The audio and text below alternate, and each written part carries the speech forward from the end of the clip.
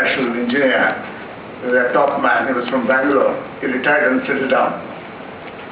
And occasionally would drop in for a kind of a chat. He would mention how he was the operating manager or something of the Bombay Center, and how politicians would come there, mention great names, and take 2 days off to go to Zurich and come back. All of them knew what they were doing. And that's almost 50 years ago. And there are more sophisticated ways of transferring money. You don't have to carry it today. There are very first-class people who will do it for you. And I think the morality among these things is far higher than the morality of all of us. You can trust them, I think. They won't cheat you. And this is their strength. What they give you is something which is your money's worth. And what has happened to us really? The world had a population of just 1 billion in 1800. It took 132 years to add the second billion. The 6th billion was added in just 11 years. 2008 is the watershed year in the world between the urban and the rural divide. We have this equal all over the world between the rural and the urban is 50%. Increasingly, it is urbanization. We knew when our planners in 1950 started planning, we knew the tendency towards demographic explosion, the tendency towards urban depopulation, rural depopulation, the urbanization. And we didn't respond to it adequately. Next 10 years, ladies and gentlemen, in my opinion, will be the most stunning period of human civilization. I think in fact, in the Indian Science Congress invited me to address them.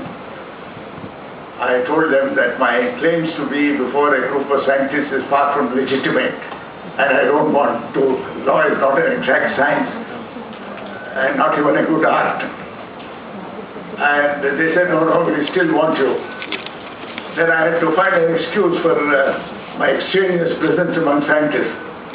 I found one. The Indian Science Congress itself had been established by a very great judge, Sir Ashutosh Mukherjee. He was the first president of the Indian Science Congress in 1913 and 14. He was such an eminent man. And when you go and see Sir Ashutosh's collection in the National Library in Calcutta, your heart sinks. That great man gave away 130,000 titles of beautiful books to the National Library. People don't even have videographed what kind of books they have. I've seen that. His grandson Chitradosh took me around, and the Shakespeare, the beautiful prints, big sized copies. You open the page, the ash, the bottom comes up, pops up, that kind of thing, almost 100-year-old publication. Beautiful things that kept in unair condition. Yeah. Nobody thinks of taking a good look at it. It's symbolic of our degeneration intellectually. And I spoke on a topic called the Ionian enchantment. The scientists asked me, what is this enchantment of Ionia? I said, there was a great philosopher called Thales of Miletus in Ionia. He said, as long as you study mathematics, physics, chemistry, biology insularly as independent disciplines, you will build knowledge, you will not build ability. You can't build ability unless there is a convergence of knowledge, all spirits of knowledge. And he said, that's the starting point of the thinking of unity of all knowledge, theory of everything, and things like that. Now it will come up. Next decade is the decade of convergence of knowledge. That's all handheld cell phones. There's so much of chemistry, material science, physics, astronomy, everything you have is a convergence of that. This is the metaphor for what is going to happen to us in the next 10 years.